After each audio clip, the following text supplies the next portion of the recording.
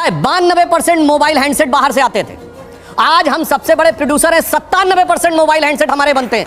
वो बनाने वाले कोई थोड़ी है, वो तो आसमान से कहीं जिन्नात आके बना रहे होंगे। अच्छी तरह सुनिए, धमाका है ये।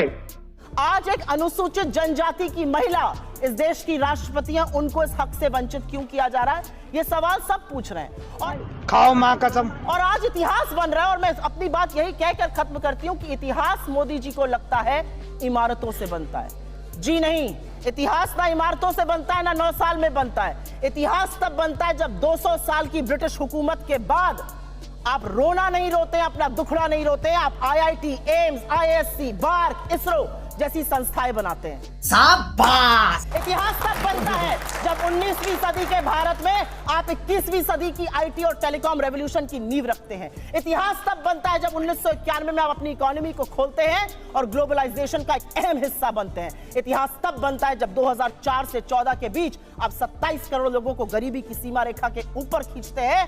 मनरेगा, खाद्य सुरक्षा अधिनियम, right to education, right to information जैसे कानून लाते हैं। एक ऐसा अधिनियम बताएं जो लाए। इन्होंने 23 करोड़ लोगों को इस देश में गरीबी की सीमा के नीचे ढकेलने का काम किया है। ये इनके 9 साल का फलसफा है। इस सज्जन को क्या तकलीफ है भाई?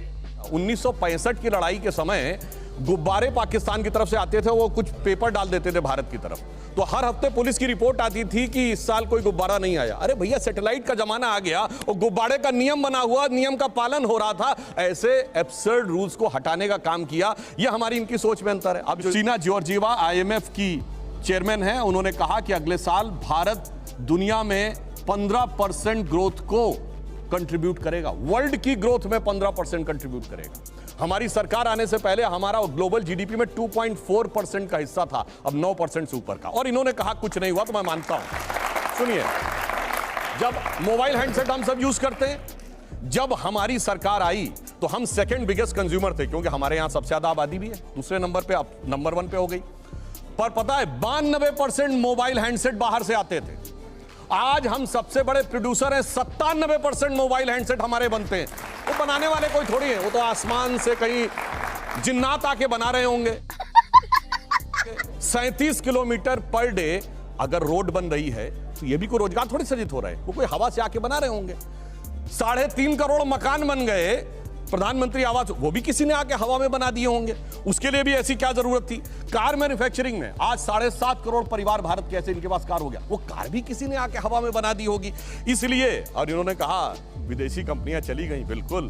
अरे हमारी देशी कंपनियां अब उस लेवल पे आई। महिंद्रा एंड टाटा ने आर्सेलर को खरीद लिया, दुनिया की टॉप की कंपनियों में से एक आर्सेलर को खरीद लिया। मगर अब क्या बताएं, अब ये कहते हैं चीन के अतिक्रमण की बात। अब जिनके दिमागों के ऊपर चीन ने अतिक्रमण कर रखा है कॉन्ट्रैक्ट्स के थ्रू, अब उसके लिए क्या करें?